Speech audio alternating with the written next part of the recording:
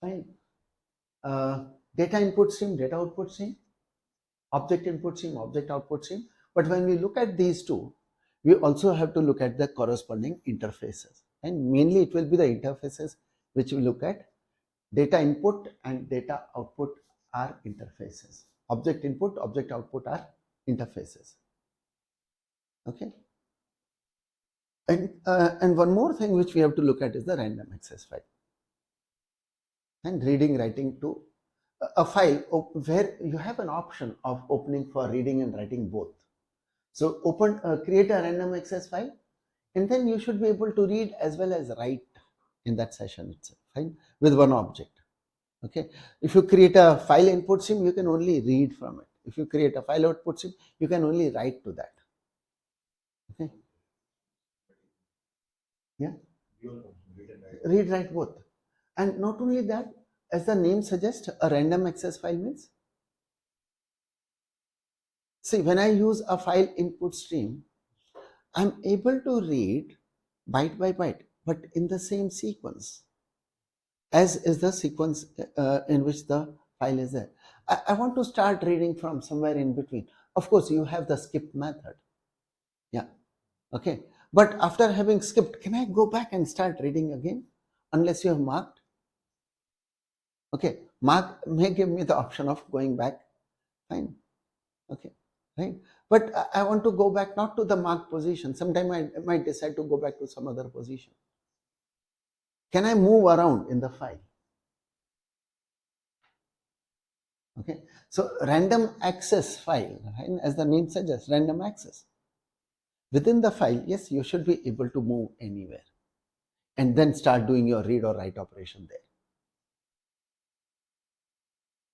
Okay. Fine. So we'll look at the random access file also, but before that, fine, before going to random access file or anything, we will first have to look at the interfaces for data. Okay, so we have the data input, data output interfaces, and why random access file has been deferred for this is one reason only. The random access file implements both of these interfaces. Okay, so random access file implements data input and data output interfaces. Okay, fine. So let's begin. Okay, and let's start with the today's topics, right? So we first start with the,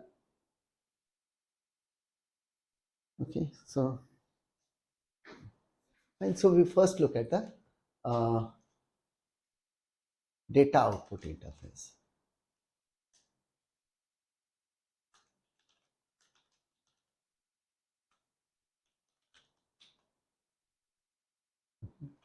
Fine. Fine. I'll just put the things here like this. We have data output. Okay, it's an interface. Okay, it's an interface, and we have the classes data input. Okay, we have a class called I don't know how to put two things above this. Okay, because there's multiple inheritance, not exactly a tree structure. But this is something which is above random access file. Okay, so one is data input stream. Okay, another one will be the object output. Oh, sorry. This is, we're talking about the output. Okay, so data output stream implements the data output interface. Object output is an interface here. Okay, but it extends from the, so this is a subtype of data output, and under the object output interface we have the object output stream. Okay, but remember this it's only because of the interface that it is falling here. Okay, fine. From the classes point of view, okay, this is not under the, it's not under data output stream. Okay, remember this, it's not a subclass of the data output stream.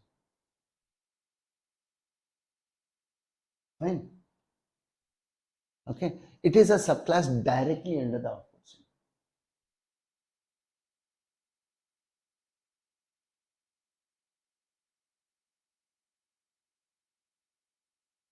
Okay, yeah.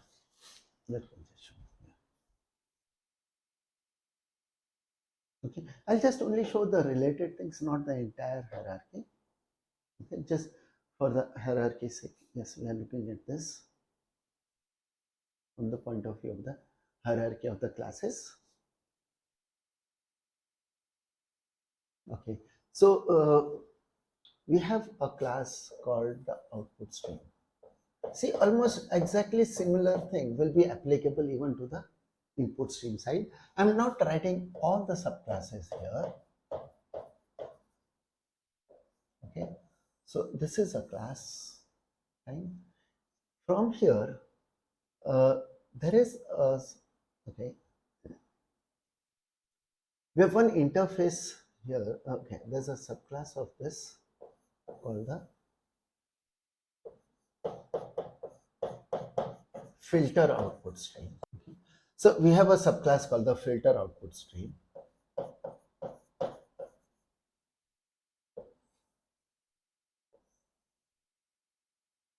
Okay. It has other subclasses also, but I'm only mentioning one, which is the data output stream.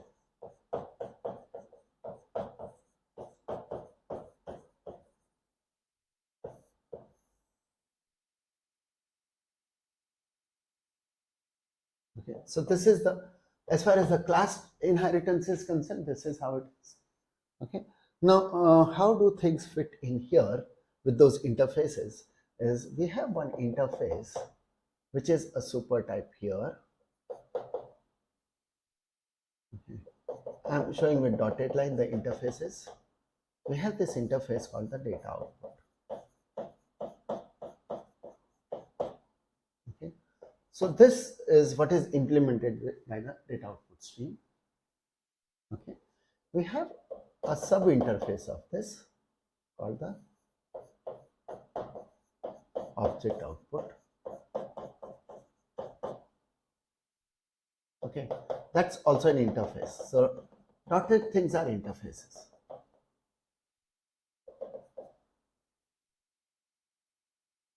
Right? And here is the class called the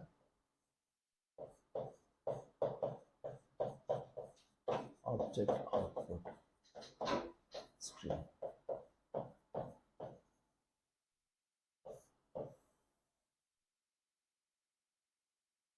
Which would implement this interface. And subclassing here.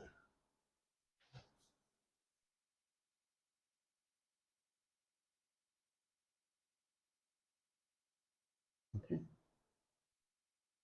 So object output, from methods point of view, you find that the methods which we have in data output are the methods here. Interface is basically a set of methods, right? Abstract methods normally. So here, that's what is here. Okay, all of those will be available in object output, and additional method will be there, and that's what is available here. So methods point of view, yes, this has all the methods which you find here, but it's not a subclass. Okay, it's a fine. These two do not have a superclass subclass relation. So object output stream is a separate subclass of the output stream.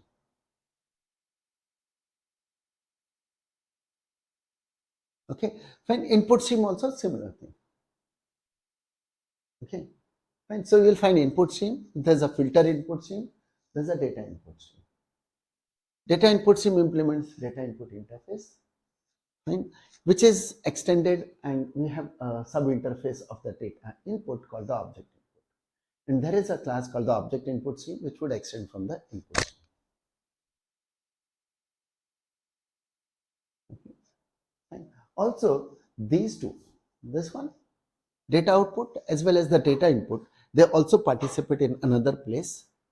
Okay.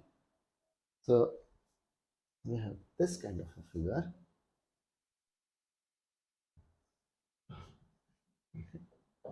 So I'm putting the data output again. Here's the data output as well as the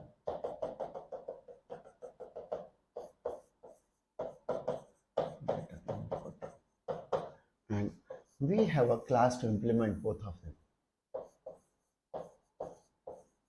That's a random access file.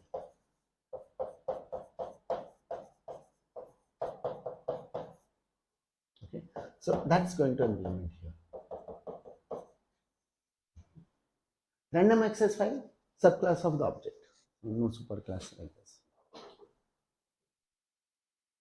And so first thing what we'll be doing is looking at the interfaces, data output and the data input interfaces.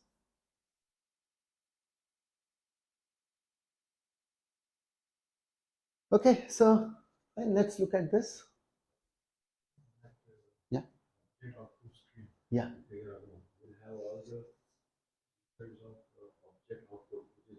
Yes. Data output. So automatically object output stream will have all the methods in both the above. Yes. Yes. Yes.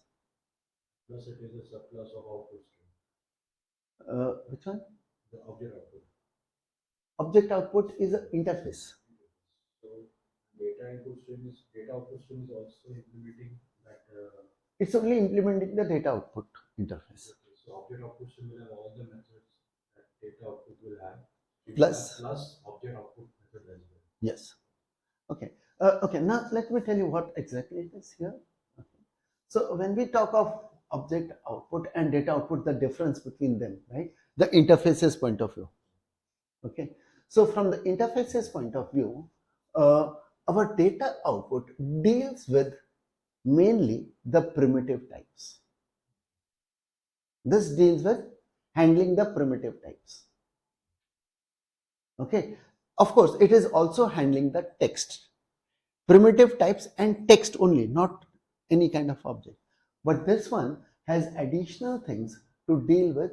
So this has got additional things to deal with the object as well. So serialization of object, that is what is additionally available in the object output. Okay. So when we say data output stream, we are not talking about serialization of object. That's the main thing, right? So this something where we have a stream where even objects can be serialized and put. Okay. So that's what is a kind of stream, which is a subclass of the output stream. Yes. Because of the object output interface. Yeah.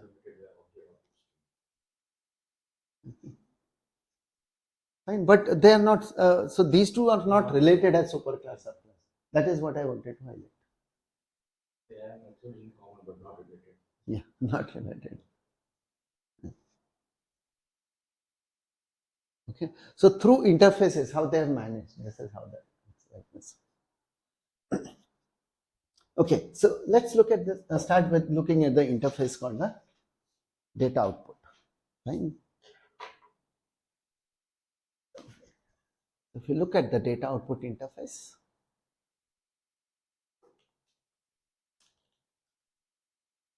okay. So here, data output. Now this is an interface. It's not necessarily it's something which is related to output stream only. Okay, so you will find the methods of the output stream here. The write method. It's all about writing. When I say data output, it's all about writing. Okay, so the methods which you will find here, public method returns void. Okay, all methods here would be returning void. Write method to take a single byte. Okay, this we know is from the output stream. These write methods, the basic write methods available in the output stream, that's available. Okay, so you have the byte array.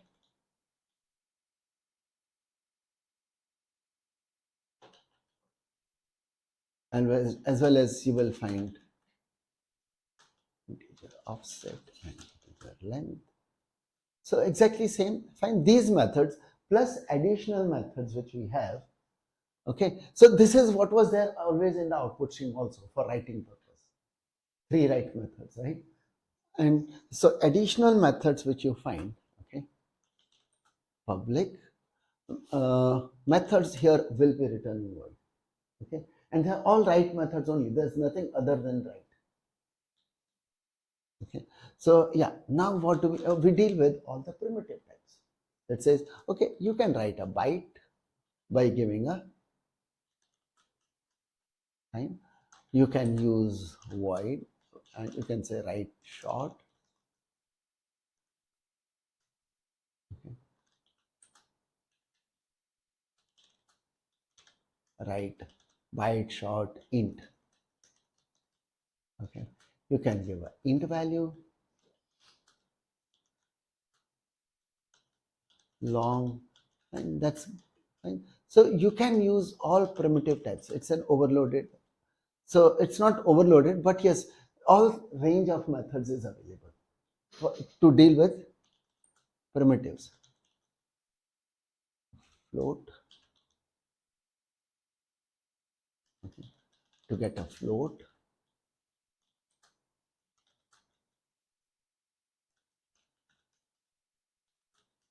okay,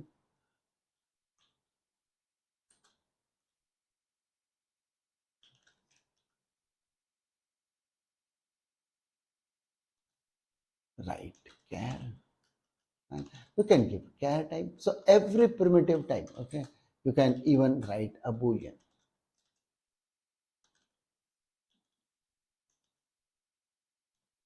So any primitive value can be used. We have separate methods for each. Okay. So primitive types are taken care of. Another thing which it has to take care of there is the text. So we have, but okay, now here comes a thing. We have a method called write. There are three methods which take string as a parameter. And we need to know the difference between the three of them. So there's one method called write chars that takes a string. We have another method called write bytes, that also takes a string, and another method called write UTF, this also takes a string. So fine, these are the methods of the data output interface. Okay, fine, we understand that if I will use the write byte, 1 byte, 2 byte, 4 byte, 8 byte, okay, fine, again 4 byte, 8 byte, that's what is going into the output, into your destination. Okay, fine, this, okay, write char, how many bytes? Char size is 2 bytes. Fine, for the char type the size is 2 bytes, so that's, it's going to be 16-bit value. Boolean, yes, would write 1 byte. Okay, okay, now coming to the write chars. Okay, when we say write chars and give it a string, okay, fine, let me show a string here. Suppose I write the string hello, how many bytes will be written? How many bytes go to the destination here when I just say hello?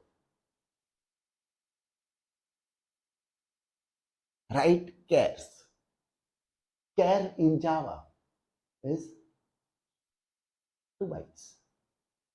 I have a string whose length is 5. How many bytes will go out? We are talking in terms of bytes because it's an output. It could be an output string. How many bytes should be going out? Requires. So this string requires how many bytes? Should be 10 bytes. Then this should be 10 bytes. Okay. Okay. When I use write bytes for the same string hello, how many bytes will go out? Okay. What it has to do here is it will convert into your default character set. Your local character set is using 1 byte most of the time. Okay, whatever is your default character set, according to your default character set, it gets converted into those bytes, and that's the bytes which will go out. So this normally would be 5 bytes. This should be 10 bytes. Okay. Now, what's the difference? Okay. I won't be able to show the thing here, but I mean, suppose I have the character, fine, the letter O, and Devanagari O, okay, right? In which case, suppose I have this letter, and then I have said, okay, 1, 2, 3, okay. And so, how many characters in all? What's the length of this? This is 1. Okay, that's one. This is one character. Unicode escape we are used to give only. So that's one character in my string. The other character is 1, 2, and 3. So total of 4 characters. So that should be how many bytes? 8 bytes. Okay. If I use the same string and say, let me write this here. Okay. So it has to convert into the local encoding. This will be resulting in 4 bytes. That's fine. But what are those 4 bytes? What happens to the first character? How's the first character going to go out? Because that's not available in my local character set. I'm assuming that. Okay? You may not have this character in your local character set. Then what will be done to this? It will be converted into a question mark 1, 2, 3. See, your destination character set may not be having all the characters of the Unicode available. So if there are characters which are not available in our character set, default character set, this is how the conversion would happen. Okay. Right. So you can see what is the difference. The difference here is when I use write chars, every character is possible to store. Okay. But it's not efficient from the space point of view. Every character requires 2 bytes. Whereas if I use write bytes, every character would take 1 byte, but that's according to my local character set. Fine. Okay, now what is this write UTF thing then? Okay, okay.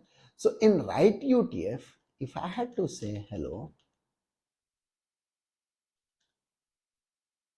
I'll just write how many bytes it takes. It will take 7 bytes.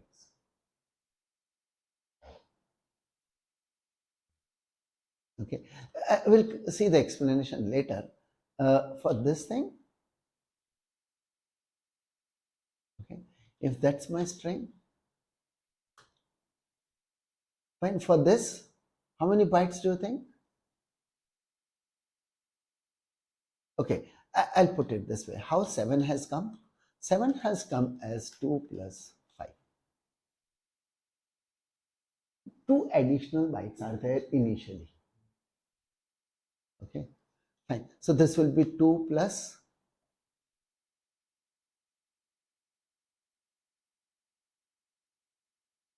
Fine. There it was 1 for each of those bytes. Now here it will be, okay, let me put for each byte how much, for each character how much goes there. It will be 3 plus 1 plus 1 plus 1. For 1, 2, 3, 1 byte.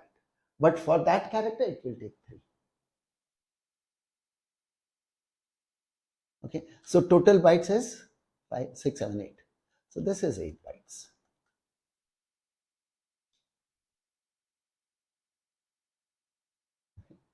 Fine, or the other I should say 2 plus 6. Because 2 is always going to be an overhead additional thing. Okay, and initial 2 bytes are for certain thing. Okay, so let's try to understand what is this write UTF. Okay, so write UTF right, converts the string, or rather converts, I should say, encodes a string into UTF-8. Okay, when I say UTF-8, it is slightly, it's not very accurate. I should say UTF-8 modified. It's not exactly the UTF-8, it's a modified version of the UTF-8. Okay, so I don't know, have we seen the UTF-8 encoding earlier? UTF-16, I remember we had done, right? Okay, but what is UTF-8 encoding? Okay. Let me show what is UTF-8 encoding. Okay, how does UTF-8 encoding work? Okay, what are the, okay, so first I'll talk about UTF-8 encoding.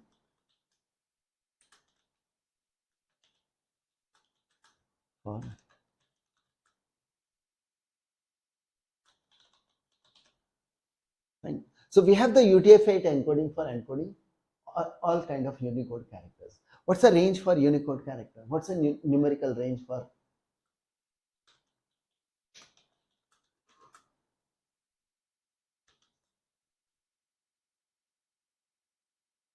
We can write in hexadecimal value. Right? The range is from 0 to 10FFFF. Right? In hex. Okay, that's in hex, right? We are talking in hex terms. Okay, now how the encoding is done. So this is the range which we would like to encode. Right? So when we say UTF-8 encoding, what it means? My encoding unit is 8 bits. So 1 byte is my unit of encoding. One character may require one or more units. Okay, each character requires one or more units. Okay, so if my character, so now the range is, this is the range to be encoded. Okay, out of this, if the range happens to be, now okay, now I'll have to put it in two parts. And initially I'll show the encoding according to UTF-8 and then we'll see the modification. If it is UTF-8 encoding, the standard UTF-8, okay, not the modified one, fine. Then to encode anything in the range from 0 to 7F. When I say 7F, fine, you can make out what it is.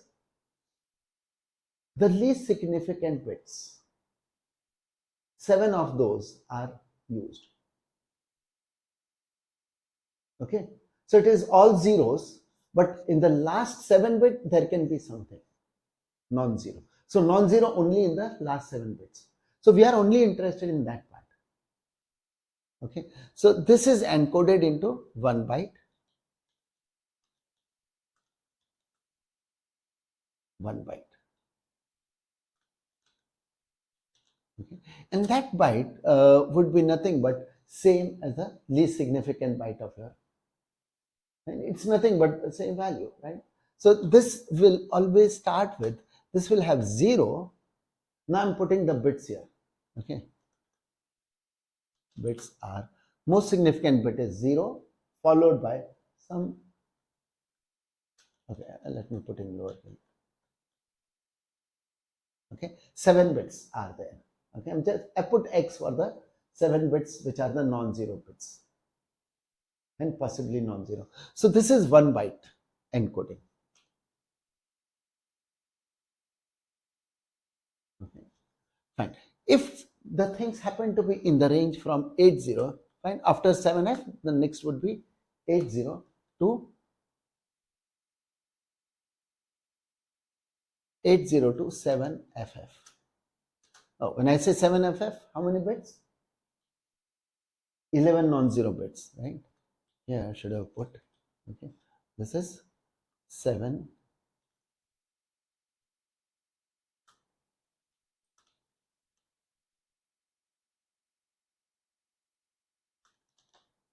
Okay, we have the 7 non-zero bits, least significant 7 bits.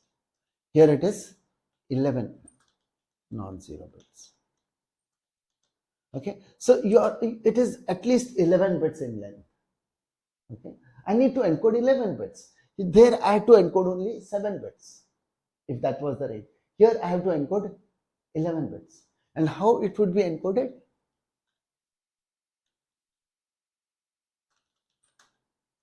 Into 2 bytes. Okay. And what are those bits? Let me put the bits below this. Okay. Bits will be like this. The first byte will be, okay, because it's a 1 0,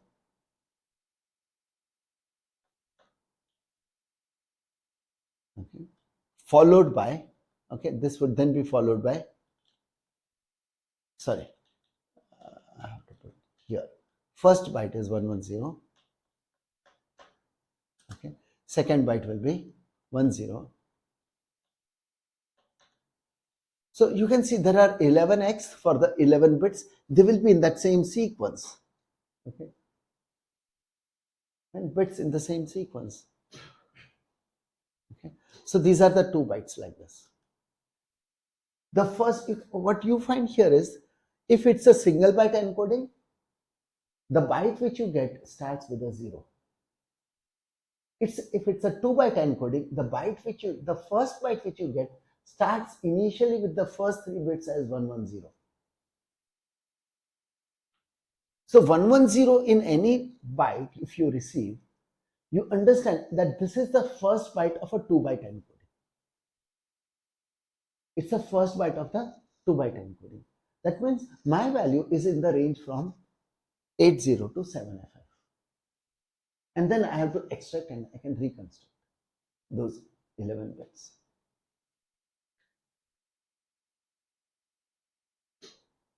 Yeah, those 11 bits have been distributed. The most significant bits in the first one and the least significant bits in the second byte. Okay, fine.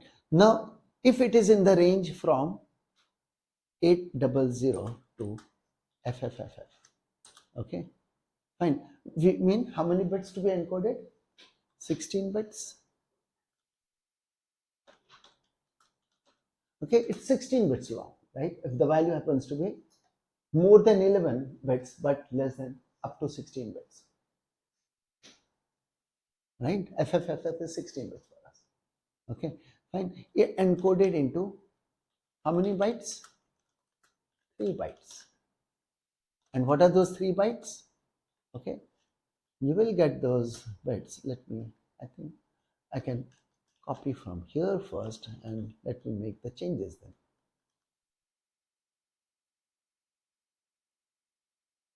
Okay, fine. To indicate this is the first byte of a 3 byte encoding.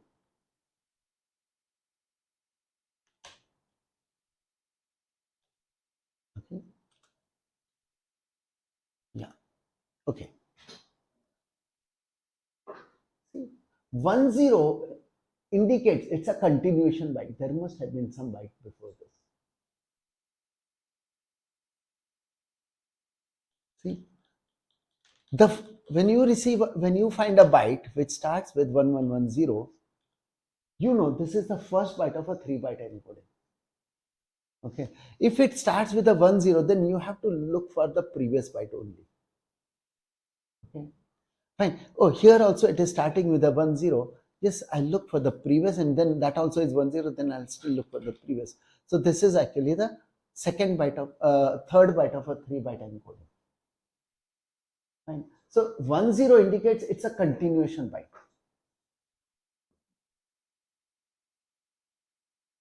Okay, fine. Your write UTF method is only requiring this much. But yes, there is a slight modification because, okay, I explain. Fine. So after this FFFF, what's the next range left? 1 up to 10 FFFF. Okay, since we are looking at the standard UTF-8, okay, I have not shown you what is the difference between standard and the modified. Okay, so when we say write UTF, it's a modified UTF-8. But let's first understand the standard. So in this, yes, now I think it should be easy to guess. We have 21 non-zero bits. Okay, encoded into how many bytes? 4 bytes. And it should be easy to guess what those 4 bytes are. You can count the number of X in the previous one, they would be 16. Okay, 4 here and 6 plus 6. Okay. Here, now what will happen is, okay, let me replace 0. And this will be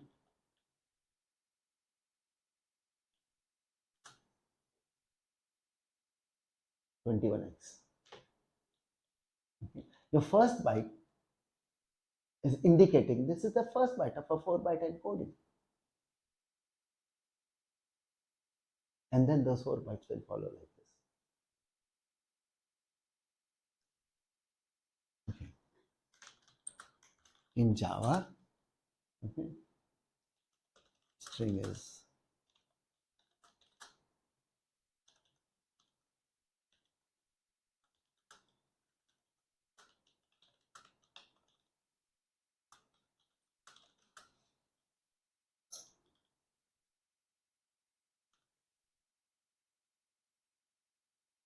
in Java, string is made up of char values, which are 16-bit,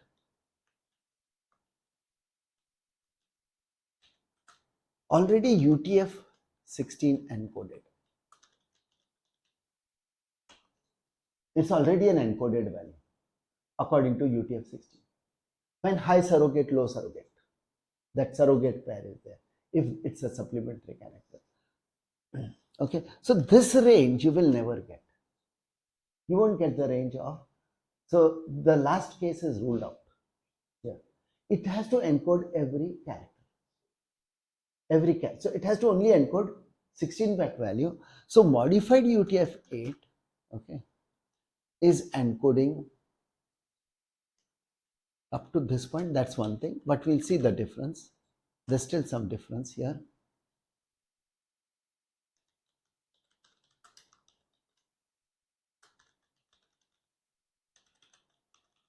Okay, if I look at the modified UTF-8 encoding, it's not 0 to 7F, it is 1 to 7F.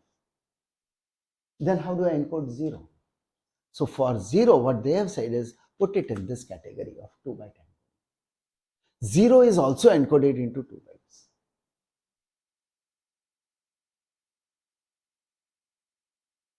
Apply the 2-byte encoding for a value of 0. So all zeros is not going to be valid in modified UTF-8. You won't have a byte which is all zeros.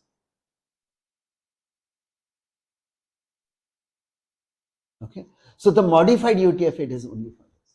This is how it works. Okay, right. So what does write UTF do? Write UTF, okay, right, encodes the string according to modified UTF-8. Okay, fine. Fine. So when it encodes, it comes up with n number of bytes. Okay. Okay. So that's one thing. So okay.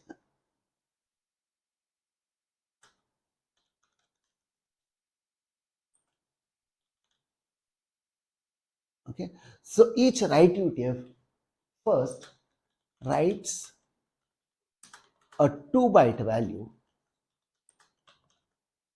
So in 2-byte, it puts a value, okay, for the length of the encoding.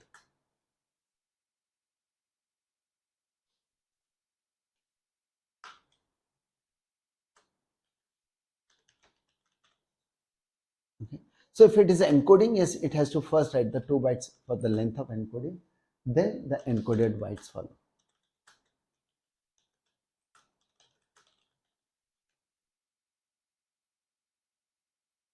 Okay, so it's 2 plus whatever. So for example, if I was encoding hello, right? If this is what was there, I said this is going to be 7 bytes here in write UTF-8. Because if it is here, fine, the first 2 bytes will be 0005. And then for H, if I look at A, B, C, D, E, F, H, it would be, I'm writing in hex, okay, 4, 7, that's for capital H, okay, and then will be 6 and 5,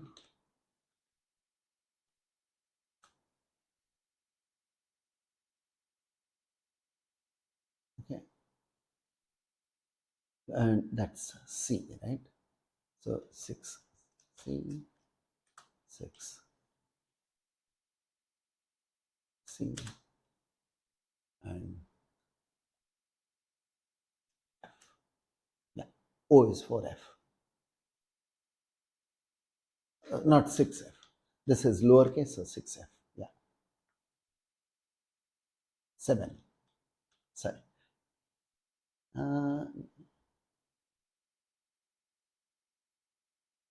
No, it's not 7F.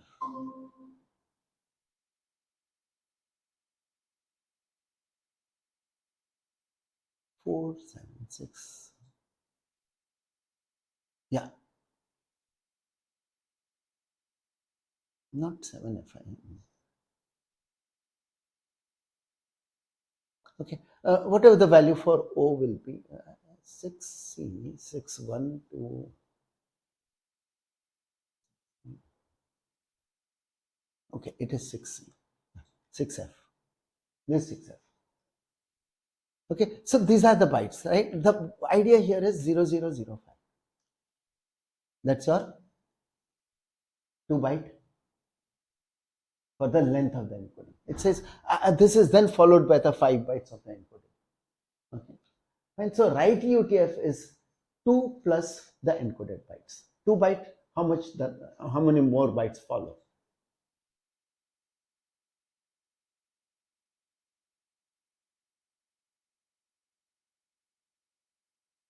Okay, fine. This is what write UTF does.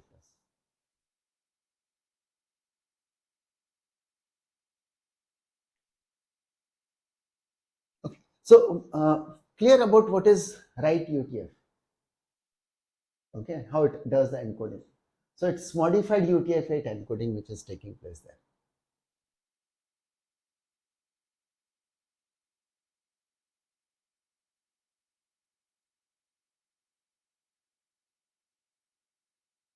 Okay.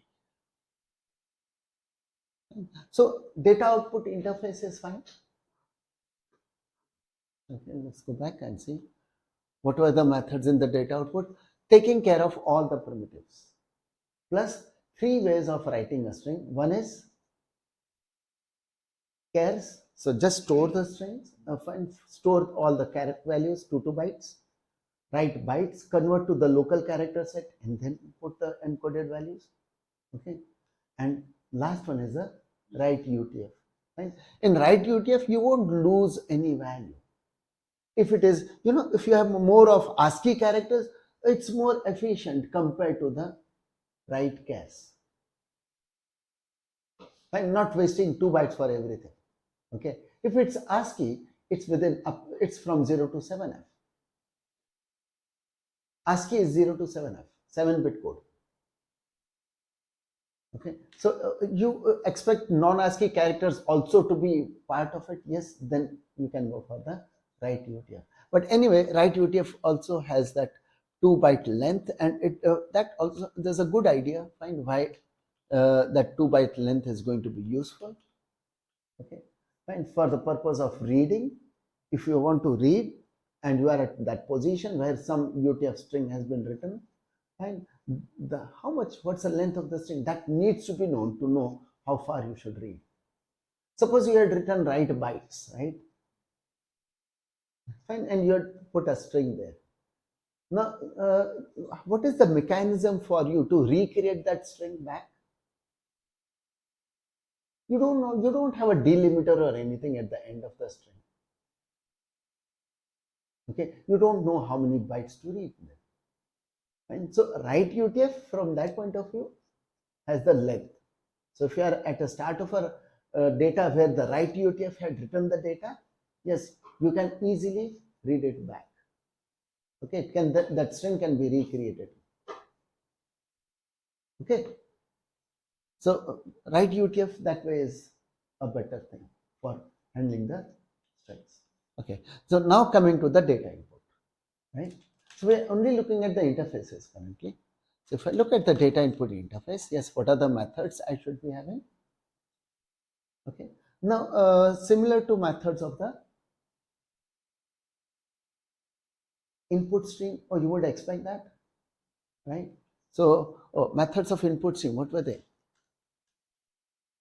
3 read methods were there. Okay, we don't have exactly the same read methods. Okay, we have 2 methods here. Return type is going to be int, method name is read fully, where you can give it a byte array. Okay, or you can specify the segment of a byte array. Method name is changed to read fully.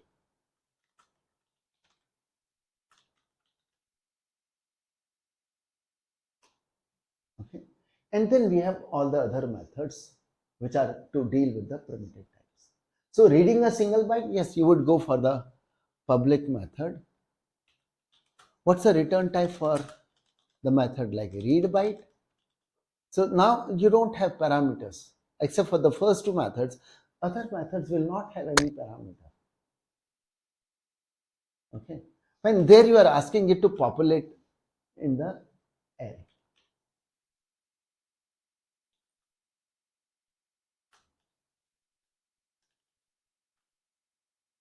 Okay, public int read int,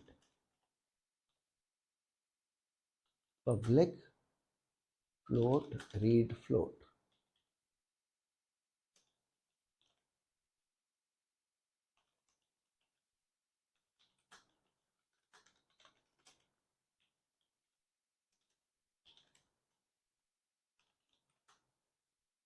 Right? We have the char, yeah, read char,